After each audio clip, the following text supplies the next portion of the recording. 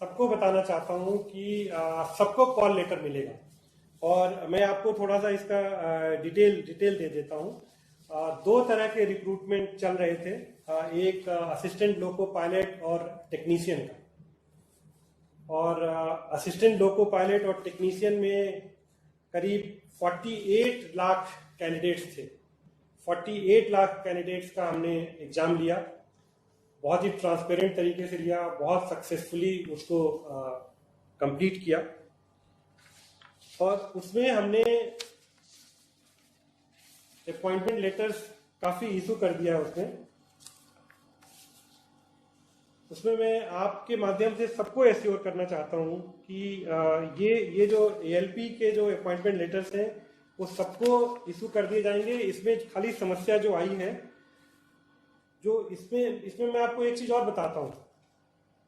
इसमें जो vacancy circulate करी थी हमने 64,371, 64,371 हमने वैकेंसी सर्कुलेट की थी। और ये जब वैकेंसी हम सर्कुलेट करते हैं और जब इतने ज़्यादा कैंडिडेट आते हैं, 47.4 लाख कैंडिडेट थे, तो ये जो हमारा रिक्रूटमेंट का प्रोसेस है इसमें समय लगता है, लोगों को एग्जाम देना पड़ता है।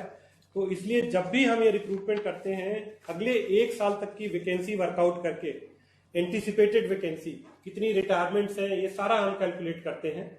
और वो एंटीसिपेटेड वैकेंसी कैलकुलेट करके हम ये रिक्रूटमेंट करते हैं। ये जो हमने रिक्रूटमेंट किया इसमें दिसंबर 20, आज हम जून 2020 में है, दिसंबर 2020 तक की वैकेंसी को लेके हमने सर्कुलेट किया था। और इसमें जो पैनल हमने अप्रूव किया था वो 56,378। और आपके माध्यम से ये सबको बताना चाहता हूं कि जो वैकेंसी सर्कुलेट हुई थी 64,371, उतनी वैकेंसी फिलअप होगी। वो एक उसका तय प्रोसीजर है और उस हिसाब से वो पैनल इशू होता है और उस हिसाब से अपॉइंटमेंट लेटर इशू होते हैं। अब ये कोविड-19 की सिचुएशन में दो समस्याएं आई हमको। ये जितने भी असिस्टेंट लोको पायलट और टेक्नीशियन हैं, ये हाईली टेक्निकल जॉब है। ये जैसे ही ज्वाइन करते हैं, अगर उन्होंने आज हमको ज्वाइनिंग रिपोर्ट दी तो उनको हम नेक्स्ट डे ट्रेनिंग पे भेज देते हैं। जब तक उनको हम लोगों की ट्रेनिंग ना दें और या टेक्नीशियन को टेक्निकल ट्रेनिंग ना दें, वो रेलवे में कोई काम नहीं कर सकते हैं। तो हम उनको ज्वाइन करा के और उनसे हम कोई काम नहीं करा सकते हैं। प्रिस्क्राइब ट्रेनिंग है और वो ट्रेनिंग क्लियर करें। सो ये जो 3 स्टेज में बताता हूं आपको कि एक एग्जाम होके सब कुछ हो गया, उसके बाद से पैनल अप्रूव होके डिक्लेयर हो गया, उसके बाद से अपॉइंटमेंट लेटर इशू करते हैं जैसे जैसे ट्रेनिंग के स्लॉट आते हैं। बिकॉज जैसे उनको अपॉइंटमेंट लेटर इशू करते हैं उनके हम ट्रेनिंग एलोकेट कर देते हैं कि आप यहाँ जाके इतने महीने की ट्रेनिंग करेंगे और ये करेंगे वो करेंगे। ये जो लॉकडाउन हुआ और ये जो कोविड-19 की सिचुएशन आई, इसमें सबको समस्या हुई।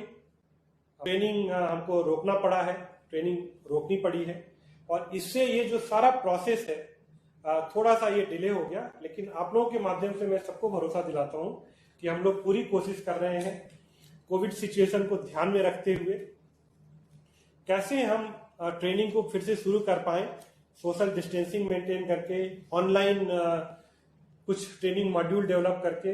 क्योंकि उसमें कुछ कंपोनेंट ऐसा है जिसको कि हमको फील्ड में ट्रेनिंग देनी ही पड़ती है। उनको सर्टेन आवर्स, कुछ घंटे ऐसे होते हैं जो उनको लोगों की ड्राइविंग की ट्रेनिंग देनी होती है, सब होती है।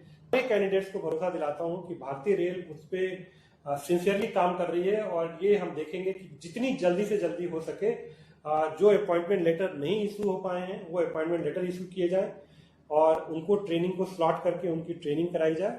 और जहां हमने जितनी वैकेंसी हमने 64,371 जो एडवर्टाइज की थी, लेवल तक इस पे अपॉइंटमेंट लेटर इशू किए जाएंगे। ये मैं भरोसा दिलाना चाहता हूं आपके माध्यम से सारे कैंडिडेट। दूसरा एक सिलेक्शन होता है एनटीपीसी का, जो पॉपुलर कैटेगरी है, नॉन टेक्निकल पॉपुलर कैटेगरी उसको बोलते हैं। NTPC is non technical popular category. Non technical popular category में हमने वैकेंसी अनाउंस करी थी करीब 35,200 की।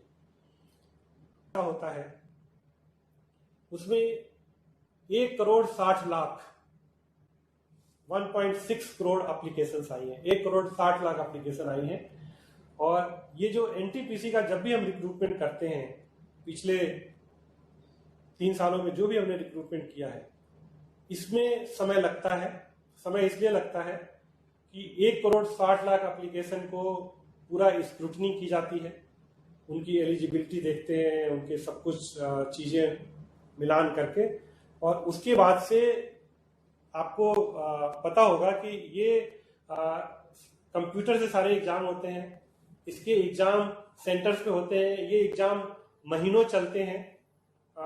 कैंडिडेट्स आपने देखा होगा कि जब ये एनटीपीसी का एग्जाम होता है और जिस तरह से कैंडिडेट्स ट्रेवल करते हैं ट्रेनों में, वो भी एक बहुत बड़ा चैलेंज होता है कि कैसे वो ट्रेवल करके जाते हैं। 1,60,00,000 लोगों को चाहे हम कितना भी उनके एग्जाम सेंटर उनके घर के पास रखने की कोशिश करें, उनको ट्रेवल करना पड़ता है। तो ये हमने पूरी तैयारी कर ली थी लॉकडाउन से पहले, स्क्रूटनी वगैरह सारी कंप्लीट कर ली थी। We were in the process of selecting those centres जहाँ पे कि इनका एग्जाम हो, एग्जाम सेंटर हम सेलेक्ट करने वाले थे।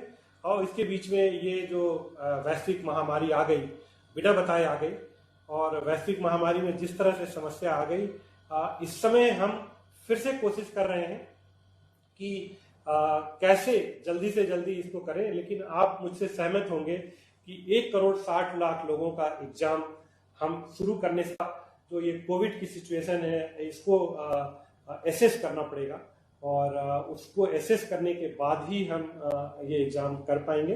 लेकिन आप लोगों के माध्यम से मैं फिर से सारे कैंडिडेट्स को ये भरोसा दिलाता हूँ कि इस समय ये जो वैश्विक महामारी है, जिसमें कि सब लोग लड़ाई लड़ रहे हैं, हम सबको मिलके इस वैश्विक महामारी की लड़ाई को जीतना है।